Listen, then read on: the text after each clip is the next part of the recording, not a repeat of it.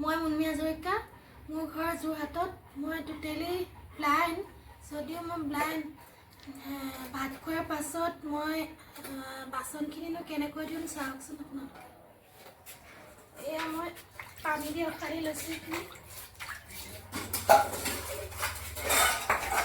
এফালৰ পৰা অখাৰি লৈছোঁ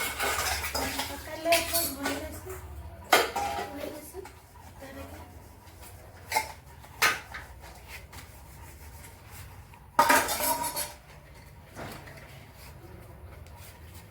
এফালৰ পৰা ঘূৰি